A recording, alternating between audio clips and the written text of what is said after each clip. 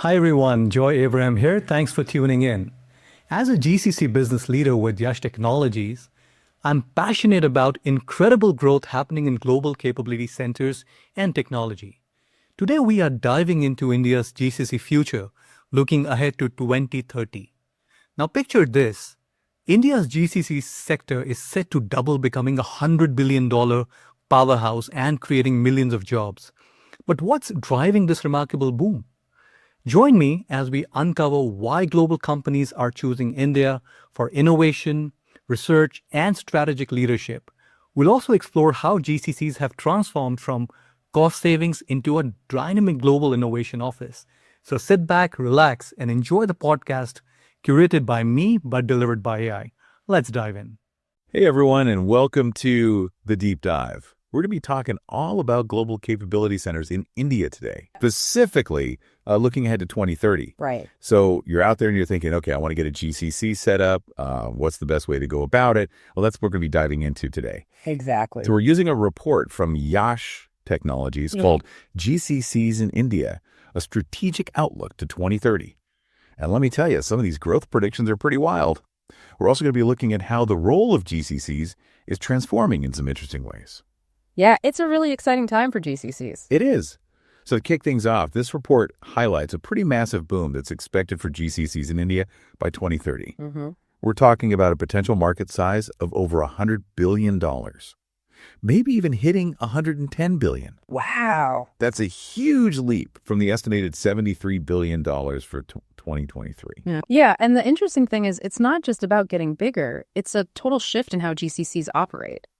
They're moving from being cost centers to becoming the heart of innovation and digital leadership. So for anyone who wants to establish a GCC, this is a huge shift. Okay, so that makes sense. Okay. So why is India such a hotspot for GCCs? I mean, every country has its pros and cons, right? Sure. What makes India so special? So the report refers to it as a trifecta of advantages. Okay. So you've got a highly skilled workforce, especially in tech, which is super important for GCCs. Right. And then you have government policies that are really, really friendly to foreign investment, making it easy for companies to set up shop. Makes sense. And on top of that, you have the infrastructure in India, which is constantly improving.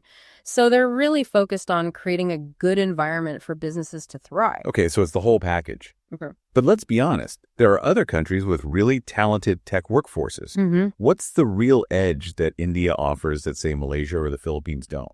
It's the ecosystem. So India has a mature IT industry. You've got major tech hubs with established infrastructure and support systems. Plus, you have a deep pool of experienced professionals. And it's not just about finding individual talent.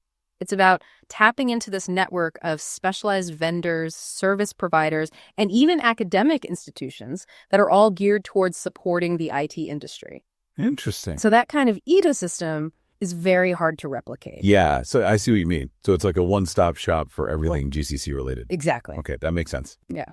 Now, the report also stresses the importance of location strategy. Right. So where are these GCCs popping up? Are we still looking at the usual suspects like Bengaluru and Hyderabad? So those are definitely still major players. Okay. Bengaluru, Hyderabad, Chennai, Mumbai, Pune, Delhi, NCR. Right. They've got the infrastructure and the talent pool.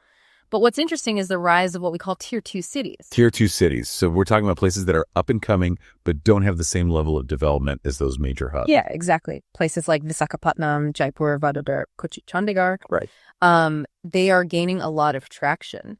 And Coimbatore specifically in Tamil Nadu is actually highlighted as a rising star for GCCs. Interesting. I'm guessing cost is a big factor in this shift to Tier 2 cities.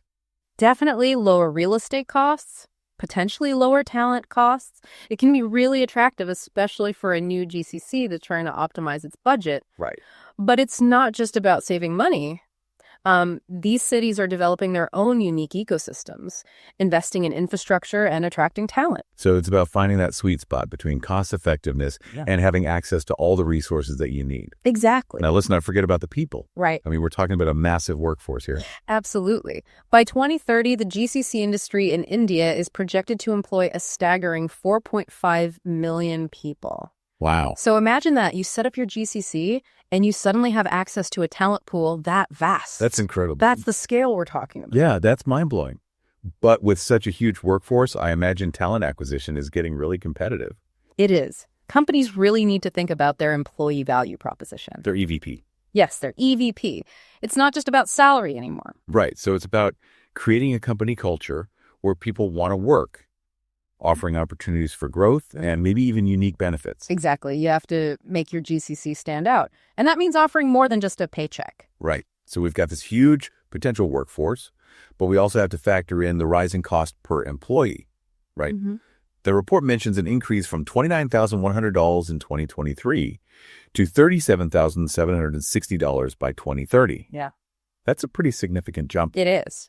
And it's important to understand where those costs are coming from. So if you break it down, a whopping 85% is attributed to salaries, while the remaining 15% covers things like travel facilities, IT, and communication. So as someone who's thinking about establishing a GCC, how should I be thinking about these rising costs? Is it just the cost of doing business in a rapidly growing market? It's more nuanced than that. GCCs need to demonstrate that they are delivering tangible value to justify those costs. So we talked about that shift from being cost centers to profit centers. Right. So it's about moving beyond just cutting costs for the parent company and actually contributing to the bottom line. Exactly. You need to be generating revenue, innovating, improving your worth. Okay. Yeah. And that kind of leads us to another key trend: the growing role of technology in GCCs. Right. Like all that buzz about AI and cloud computing and data analytics. It's hard to keep up. But let's focus on you. You're out there building a GCC. This report is talking about BOTs and managed services. Mm-hmm. But I'm seeing CoE everywhere. It feels like a buzzword. Convince me. Why should I care about these centers of excellence? I hear you. It's easy to get lost in the jargon. But think of a CoE as a specialized task force, say for AI or cybersecurity. So you're not just building a general tech team. Right. You're creating a unit that can push the boundaries in that specific area. Okay. I can see how having that team of experts, focused on, say, BOT development could give me an edge. But how do managed services fit into all of this? Is that about outsourcing certain functions to experts? It can be. Managed services are about getting outside help to handle specific operations. So it could be IT infrastructure, network security, data management, Right. Anything that's not your core competency. So instead of building everything from scratch, I can leverage that specialized expertise and potentially save some money. Exactly. It's about focusing on what you do best and letting the experts handle the rest. Makes sense. Now, on the operational side, what are some of the biggest challenges that GCCs are facing? And how can those be tackled? One major challenge is process optimization. Mm-hmm. You've got to be efficient and agile to stay competitive. Right. And that's where lean methodology comes in. Okay, lean. I've heard of that. But remind me, what does that actually involve? Think of it like this. You walk into your factory. You see piles of unused parts. People are running around frantically, but those finished products aren't coming out fast enough. Right. So lean is about identifying and eliminating anything that doesn't add value. It's about streamlining your workflows, minimizing waste, and creating these smooth, efficient processes. So how does lean apply to a GCC, which is more about knowledge work than, physical production? It's the same principle. You map out your processes, identify the bottlenecks, streamline those workflows, and empower teams to continuously find and implement improvements. Interesting. And it's data-driven, always asking, how can we do this better, faster, and with less waste? So it's not just about cutting costs. No. But about being smarter with resources and constantly improving. Exactly. And the report highlights some really interesting case studies that show lean in action within GCCs. Okay. I love case studies. They bring everything to life. Give me an example. One example is a global pharmaceutical company that set up a GCC in India for drug discovery and development. Okay. They implemented this cloud-based platform that connected their researchers and scientists worldwide. So breaking down the silos and getting everyone on the same page. Exactly. I bet that boosted their innovation. It did. They significantly reduced the time it took to bring new drugs to market. Wow. So think about the impact, not just on the company's profits, Right. but for patients waiting for these life-saving treatments. That's powerful. Any other examples that showcase how GCCs are innovating? Absolutely. There's a case study about a financial services company that used RPA to automate their loan processing. RPA, robotic process automation. So that's about using software robots to handle repetitive tasks, right? What kind of impact did they see? They slashed the time it took to process loan applications and freed up their employees for more complex tasks, like providing personalized financial advice. Okay. It's about working smarter, not harder.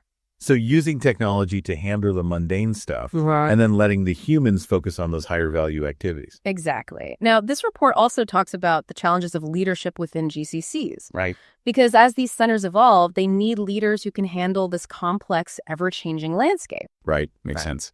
So what kind of leadership qualities will be crucial for a GCC to thrive in 2030 and beyond? Like if I'm out there building my GCC, what should I be looking for? Well, flexibility and adaptability are key. Okay. So the ability to embrace change, Right. make quick decisions when things are uncertain, Right. those are essential traits. Yeah. Because in the tech world, things change so fast. Exactly. Yeah. You also need strong collaboration skills. Mm-hmm. So remember, GCCs are often part of a global network.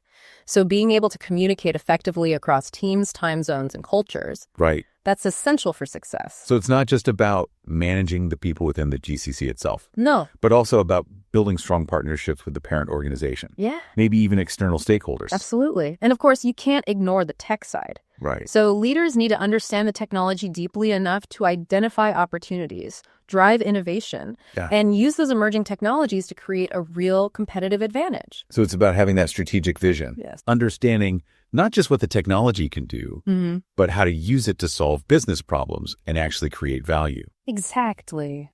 But it can't be all about tech, right? Mm-hmm. What other qualities are important for effective GCC leadership? The report emphasizes strong people management skills. Okay. So attracting and retaining top talent in this really competitive market is crucial. Right. It's about creating a learning culture, providing growth opportunities, Right. and empowering your team to do their best work. Right. Because at the end of the day, it's the people who make it all happen. Exactly. It's about finding the right people and giving them the tools and support they need to thrive. It sounds like the role of a GCC leader is getting really demanding. Ew. It's like they need to be strategic thinkers and tech enthusiasts and skilled communicators and awesome people managers all at the same time. Yeah. No Right. pressure. Right. It's a challenging role for Yeah. sure, but also incredibly rewarding. And as we look ahead to 2030, the importance of strong leadership in driving the success of GCCs can't be overstated. Absolutely. Now, we've touched on emerging technologies, but I kind of want to dig a little deeper. What specific technologies are going to have a huge impact on GCCs in the next few years? I'm assuming BOTs are at the top of that list. BOTs are definitely going to be game changers, Right. especially as AI and machine learning continue to advance. But beyond that, the report also highlights the Internet of Things, or IoT, and robotic process automation, or RPA, as technologies to watch. Okay, IoT and RPA, those are definitely hot topics. Can you break down how these might be used in a GCC setting? Sure. Think about IoT. It's all about connecting devices and gathering data. Right. Imagine a GCC that's managing a global supply chain. Okay.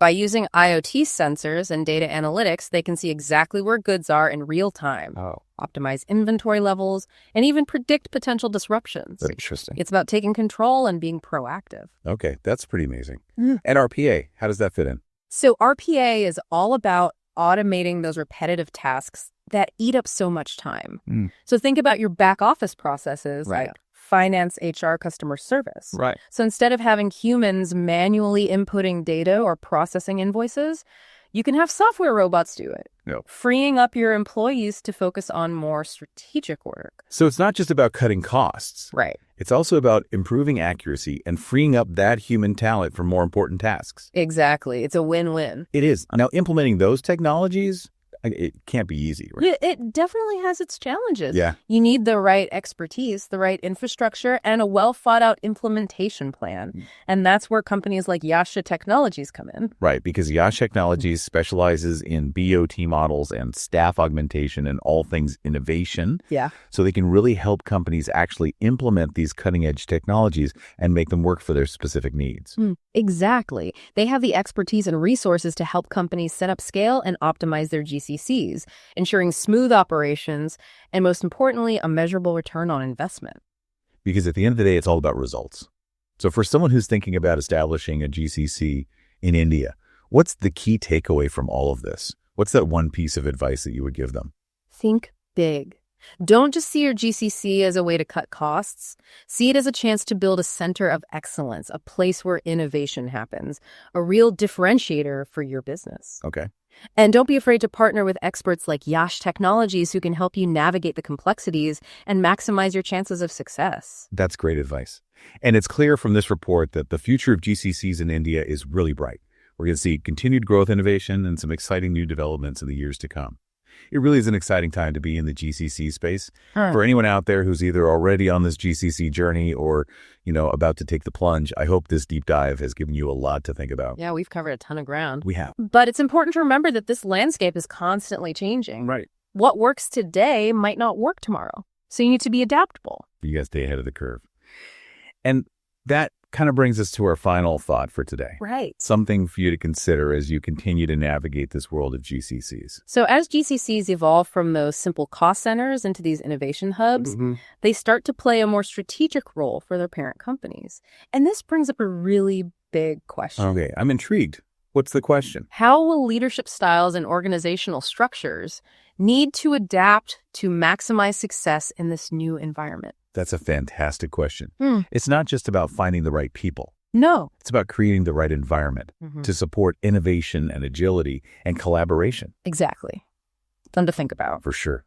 So to wrap up our deep dive into GCCs in India, we've explored this incredible growth potential, the strategic importance of location and talent, how technology is changing the game, and the evolving role of leadership. Absolutely. We've also seen how companies like YASH Technologies are stepping up to help businesses establish scale and optimize their GCCs, making sure that everything runs smoothly and delivers that real return on investment. Because at the end of the day, it's all about results. It is. So as you continue on your GCC journey, remember to embrace innovation, put your people first, and stay flexible. And if you're looking for a partner to help you along the way, YASH Technologies is definitely one to consider. Absolutely. Thanks for joining us for this deep dive. Until next time.